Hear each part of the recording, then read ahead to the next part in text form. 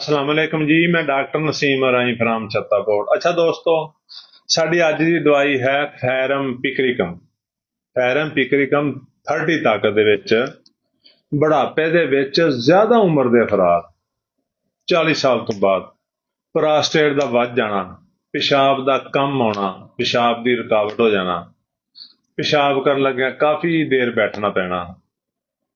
ਅਕਸਰ ਬਜ਼ੁਰਗ ਲੋਕ ਕਹਿੰਦੇ ਆ ਜੀ ਮੇਰਾ ਪ੍ਰੋਸਟੇਟ ਵਧਿਆ ਆ, ਮੈਨੂੰ ਪਿਸ਼ਾਬ ਕਰਨ ਲੱਗਿਆ ਬੜੀ ਤਕਲੀਫ ਹੁੰਦੀ ਆ, ਬੜੀ ਦੇਰ ਤੱਕ ਮੈਨੂੰ ਬੈਠਣਾ ਪੈਂਦਾ, ਮੇਰੇ ਲੱਤਾਂ ਥੱਕ ਜਾਂਦੀਆਂ ਨੇ ਤੇ ਡਾਕਟਰ ਸਾਹਿਬ ਕੋਈ ਐਸੀ ਦਵਾਈ ਦੱਸੋ, ਐਸੀ ਦਵਾਈ ਦਿਓ ਕਿ ਮੇਰਾ ਪਿਸ਼ਾਬ ਆਸਾਨੀ ਨਾਲ ਆਉਣ ਲੱਗ ਪਵੇ ਔਰ ਮੇਰਾ ਜਿਹੜਾ ਪ੍ਰੋਸਟੇਟ ਆ, ਗੁੱਦਾ ਇਕਦਾਮੀ ਆ, ਇਹ ਠੀਕ ਹੋ ਜਾਵੇ।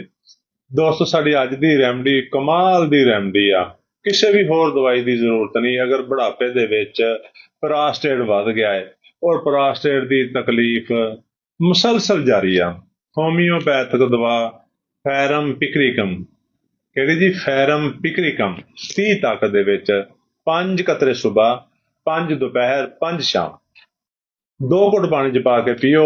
ਪਾਣੀ ਦਾ ਜ਼ਿਆਦਾ ਇਸਤੇਮਾਲ ਕਰੋ। ਜਿਵੇਂ ਹਫਤਾ 10 ਦਿਨ ਪੀਓਗੇ ਤੁਸੀਂ ਠੀਕ ਹੋ ਜਾਓਗੇ। ਦਵਾਈ ਨੂੰ ਬੰਦ ਨਹੀਂ ਕਰਨਾ, ਦਵਾਈ ਨੂੰ ਇੱਕ ਟਾਈਮ ਕਰ ਦੇਣਾ ਹੈ। 5 ਕਤਰੇ 2 ਘੁੱਟ ਪਾਣੀ 'ਚ ਪਾ ਕੇ ਰੋਜ਼ਾਨਾ ਪੀਣੇ ਸ਼ੁਰੂ ਕਰ ਦੇਣੇ ਆ। ਤੇ ਦੋਸਤੋ, ਇਨਸ਼ਾਅੱਲਾ ਤੁਸੀਂ ਦੇਖੋਗੇ ਬਹੁਤ ਜਲਦ ਉਹ ਲੋਕ ਜਿਨ੍ਹਾਂ ਨੂੰ ਪ੍ਰੋਸਟੇਟ ਦਾ ਮਸਲਾ ਹੈ ਵੱਡੀ ਉਮਰ ਦੇ ਵਿੱਚ, ਉਹ ਠੀਕ ਹੋ ਗਏ ਆ ਔਰ ਉਹਨਾਂ ਨੂੰ ਆਪਰੇਸ਼ਨ ਦੀ ਜ਼ਰੂਰਤ ਨਹੀਂ ਰਹੀ। ਫੈਰਮ ਪਿਕਰਿਕਮ 30, 5 ਕਤਰੇ ਸੁਬਾਹ, 5 ਦੁਪਹਿਰ, 5 ਸ਼ਾਮ, 2 ਘੁੱਟ ਪਾਣੀ 'ਚ ਪਾ ਕੇ ਪੀਓ। ਸਾਡੀ ਵੀਡੀਓ ਨੂੰ ਲਾਈਕ ਤੇ ਸ਼ੇਅਰ ਕਰੋ ਤਾਂ ਕਿ ਵੀਡੀਓ ਹੋਰ ਲੋਕਾਂ ਤੱਕ ਪਹੁੰਚੇ ਔਰ ਉਹਨਾਂ ਦਾ ਫਾਇਦਾ ਹੋਵੇ। ਸ਼ੁਕਰੀਆ। ਅੱਲਾਹ ਹਾਫਿਜ਼।